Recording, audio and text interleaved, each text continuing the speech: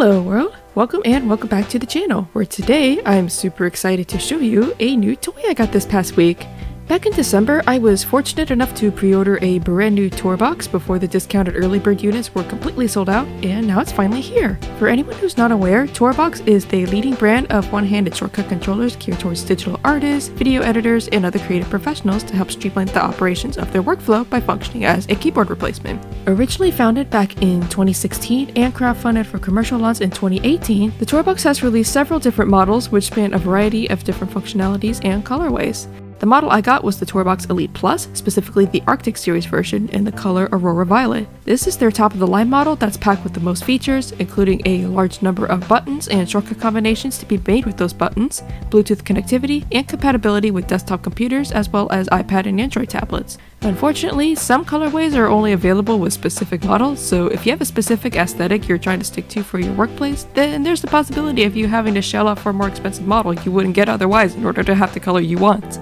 In my case, I chose the Elite Plus on purpose because of how over-engineered it was for what I would be using it for, to remove any possibility of me hitting the ceiling in terms of all the different shortcut combinations that were allowed. And, you know, purple is my favorite color, so that helped too. Although, I was pretty tempted by the TourBox Light Oasis series. That misty pink color is so nice. So inside the package, you get a color-coded USB cable for connecting your device, a pre-order exclusive blind bag fidget toy that comes in a mystery design. I got the teal and yellow one. It's so cute, it reminds me so much of Belly Bolt. Of course, the main event, the TourBox itself, as well as a very sturdy feeling travel storage case that is also color-coded. When you open the main box, the first thing you see is an envelope containing the quick start manual and all that bourgeois, and directly underneath it is the TourBox itself, with batteries included. I've heard from other reviewers that the higher end models are on the heavier side, and now that I have one of my own in my hands, yeah, this feels really substantial. The knobs and buttons are completely silent, which took me by surprise because I had definitely seen people use their TourBoxes to make ambient drawing ASMR videos, so at first I thought this was something that was patched out in newer models, but I found out later that this is actually a haptic setting that can be adjusted within the driver's app. This makes sense, and I'm glad that this is a feature that exists, but I just assumed the sound effects were coming from the actual mechanics. Speaking of the driver, getting it downloaded and running was a pretty straightforward process.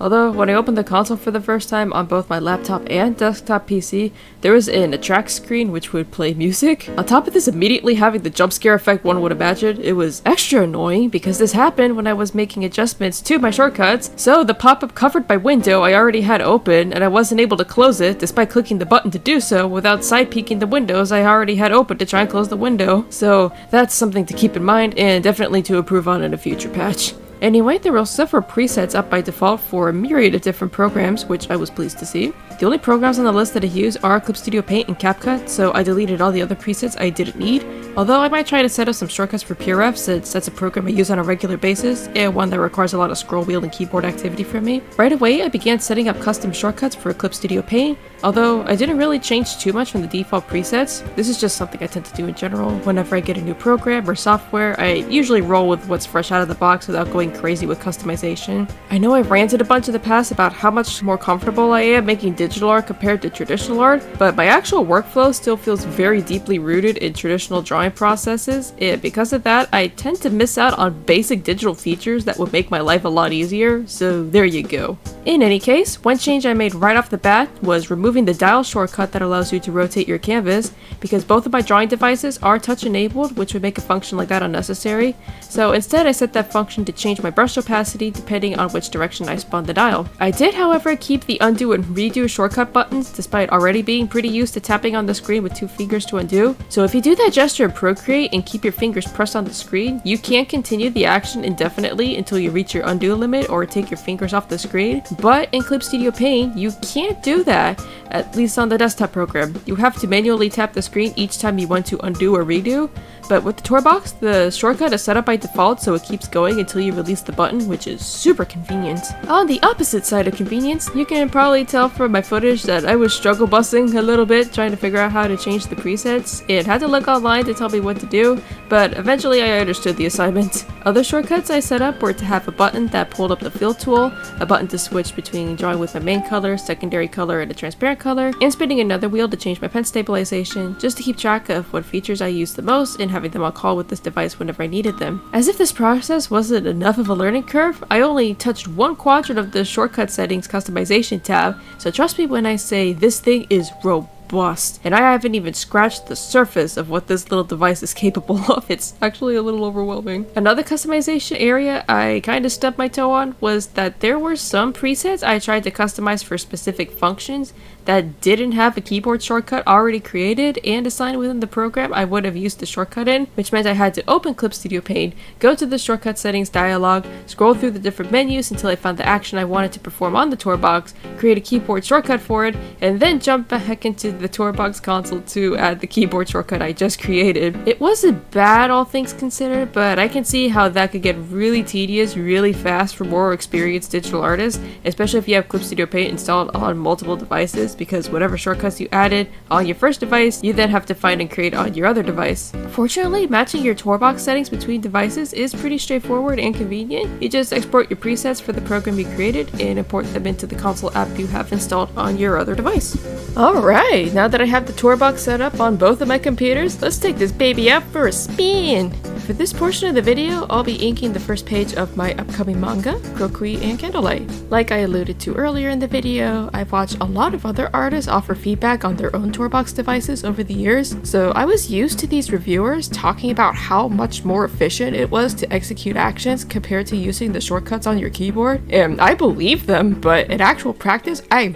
really underestimated the difference this change could make. It may not seem like it if you haven't used a device like this, but having your non-dominant hand reserved for hitting shortcuts that would otherwise be used for reaching over to your keyboard or extending your pen to another portion of the screen maintained and improved my drawing flow in a way I wasn't expecting. Another really important point I want to make to help put in perspective just how nice it felt to integrate TourBox into my workflow is that the setup I recorded for this video was not comfortable to draw in. Not in the slightest. Whenever I'm at my desk, I always have my tablet resting on my lap, which already isn't ideal because it's a 15-incher. So I had the TourBox on my desk above and pushed further off to the side. So filming was definitely an unexpected yoga session, but having the TourBox take care of other tedious parts of my drawing process kept me from really caring or even noticing how inconvenient this arrangement was. That being said, it will take some time to get adjusted to working with a device like this if you already have a routine for making digital art that you're already used to. If you get a chance to try a secondhand shortcut device like this and it's not clicking with you, then don't immediately think there's a problem with the device. You might just need to fully warm up to it.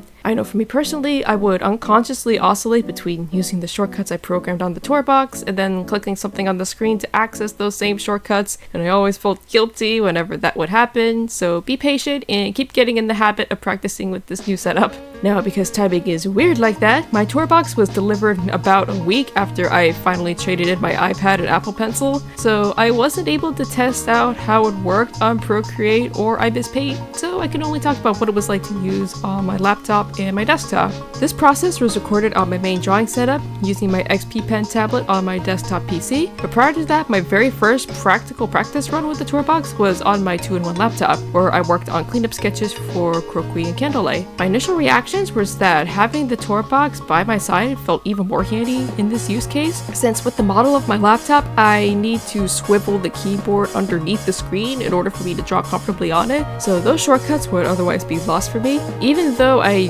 do have a wireless KBM setup, having a 75% keyboard off to the side makes orienting it a little awkward, so the TourBox does an excellent job at providing the same functionality as my keyboard within a much more compact footprint. Another thing that stood out to me when using the TourBox on my laptop specifically is that it allowed me to have more screen real estate dedicated to my canvas. Normally when drawing in Clip Studio Paint, I have the submenu that shows my brush sizes toggled on, so when I need to make my brush larger or smaller, I can just tap the size I want with the tip of my pen. But opening and closing these windows whenever I need them gets kind of annoying, so I really appreciate having this function taken care of through a dial on my console and keeping my screen uncluttered at all times. I did the whole drawing at a cafe thing during my first spin with the TourBox, and despite the plus model having a reputation for being heavy, it didn't really affect me when I took it in my backpack on my walk to the cafe. To be fair, when I take my drawing setup with me, my laptop, charger, and KBM are already heavy enough as they are, and I've gotten used to the extra weight, so those added 15 ounces probably didn't make too much of a difference to me.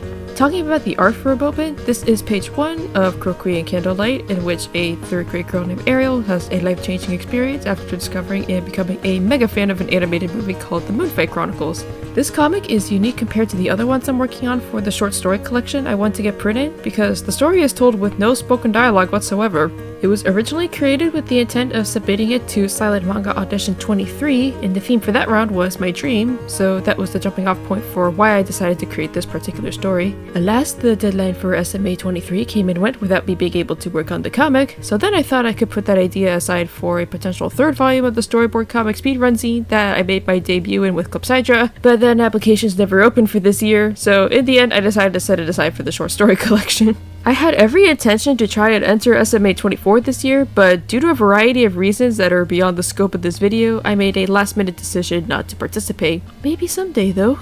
Now, under normal circumstances, I would try to start inking until I finish sketching all of the pages for a comic installment beforehand, and I'm still in the process of doing cleanup sketches after completing all of the thumbnails, but for the purposes of this video, I thought the final line art process would be more fun to watch compared to be picking a page to slap some sketches down on. Plus, I can more easily make decisions about what to add to the sketching phase if I'm not worried about recording my screen and other people watching me draw, compared to line art where I'm just tracing over the art now that I decided what I want everything to look like. A little behind the scenes fun fact, after I recorded this b-roll, I ended up changing the brush shape for all of the line art, so the finished pages might look a little different compared to what you see in this video. I used one of my downloaded brushes to ink the sketches, only to realize after the fact that I used the default real G-pen brush to ink 𝚘𝚘𝚎, and since they're going to be printed in the same collection, I didn't want to risk the line art style looking too different from one comic to the other. Fortunately, since I ink with vector layers, I was able to use my trick of hitting Ctrl-A to select all my line art and changing the brush shape to my desired inking tool after adding it to my presets.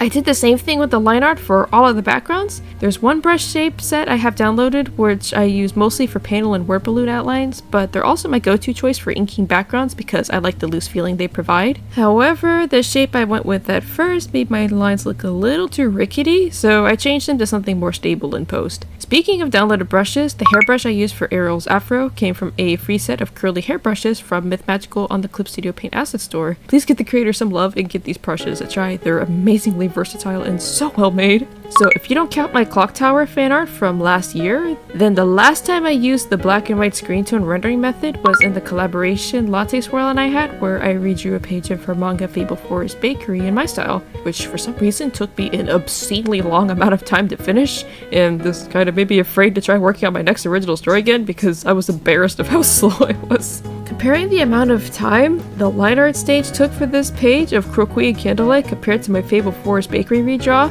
I must have been in a real state when taking part in that collaboration because working on this project didn't take anywhere near the same amount of time. The line art stage alone for the redraw took me 10 hours, while the same step for this page took less than 2.5 hours. I wish I knew exactly what caused me to speed up my process without loss of quality like this, especially since this page has more complex backgrounds than the 𝚘𝚒𝚒𝚒𝚑 page redraw I did. I know the TourBox did a good job streamlining and speeding up my workflow, but I don't think it was that good to cut down my drawing time by almost 80%. The only other factor I can think of is that I adopted a less tight and controlled inking style, and the aforementioned clock tower fan art gave me more experience rendering in a black and white manga screen tone style, so I didn't need to spend as much time looking at references, but I don't think that's a complete explanation for this change in turnaround time either, so I really do think it's more of me being in a period of decline during the collab rather than being in a period of improvement once I picked up my own manga.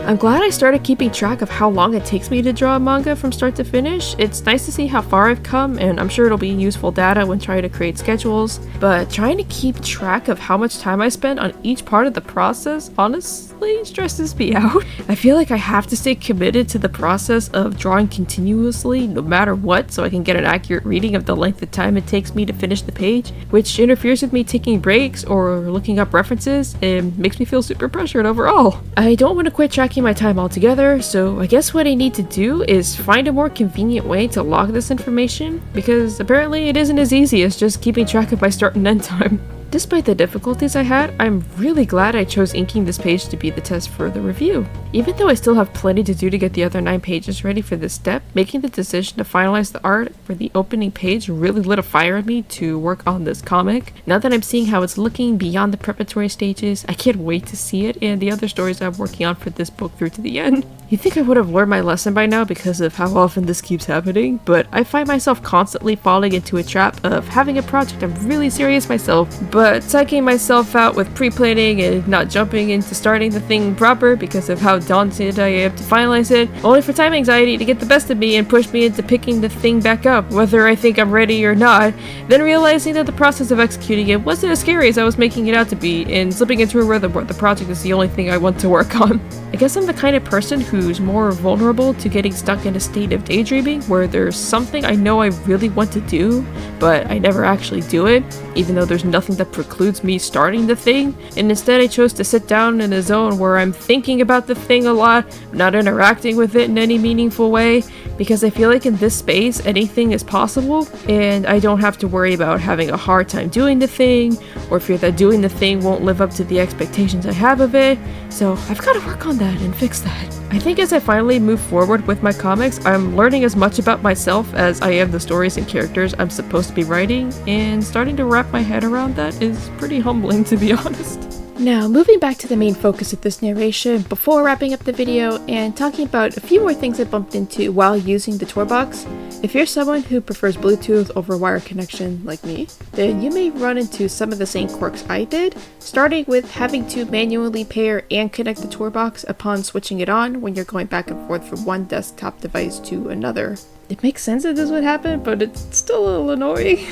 Another thing that I ran into was when I would use actions that involve double tapping a button to activate a shortcut. So the long button is set as the shift button, and when you double tap the button, it clears your canvas. I noticed whenever I would perform the double tap action while drawing on my desktop PC, there would always be a bit of a delay, and I would have to perform the same action about 2 or 3 more times for it to register and clear the canvas like I wanted to. But when drawing from my laptop, however, the double tap worked right the first time. At first I wondered if this was an issue with OS optimization, because my desktop PC runs on Windows 10 and my laptop uses Windows 11. But pondering on it some more, I think Bluetooth is another likely explanation, because I have more Bluetooth devices connected to my PC at a time compared to my laptop. Although I haven't gotten the chance to test this TourBox out in wired mode to truly test this theory, so keep that in mind. Also, when I was editing this video, I ran into a small problem where at least one of the default actions was set to the wrong keyboard shortcut to perform a specific action.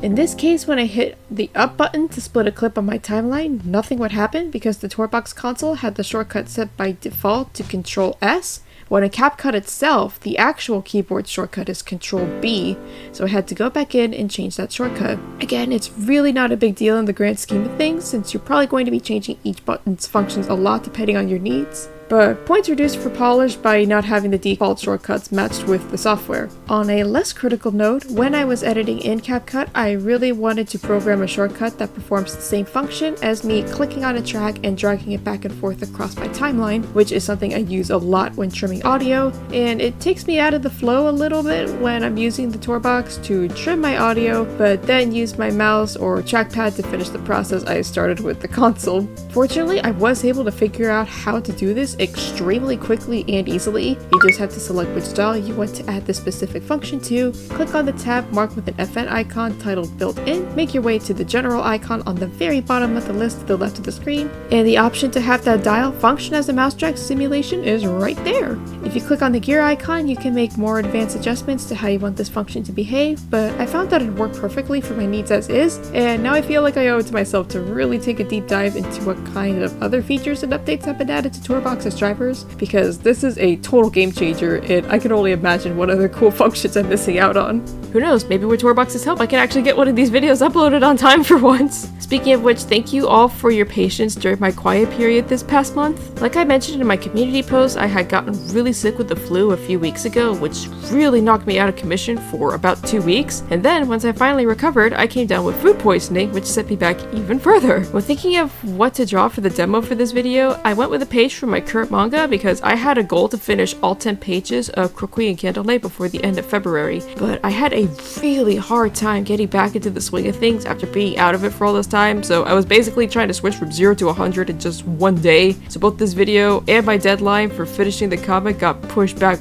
way later than I would have liked. Of all the times for me to get jammed up with health issues and fall behind on goals I had to complete for the month, it just happened to be on the shortest month of the year. So moving on to my final verdict of the TourBox Elite Plus, my maiden voyage with this device was overall a very positive experience. If you're someone who's in the market for a shortcut remote or otherwise feels bottlenecked by tedious actions when working from your computer or tablet, then I think this device should definitely be on your radar. In my first spin trying it out, I found it to be very versatile and comfortable to use, and my usage of it was only the tip of the iceberg as far as what this particular model is capable of. I'm really looking forward to discovering all of the ways this little purple rectangle can improve my workflow. Now it's time for me to shut this video down so I can use the TourBox to help me edit it. Make sure to give Boba cats and pats, snacks, and playtime before you log out, and head to the description of this video to find links for every other corner of cyberspace I'm on. Funding for this channel was provided by my Patreon and Ko-fi members. If you enjoy my creations and want to see more from me, then consider joining for as low as $1 a month. Thanks for letting me chat with you, and until next time, #not sponsored.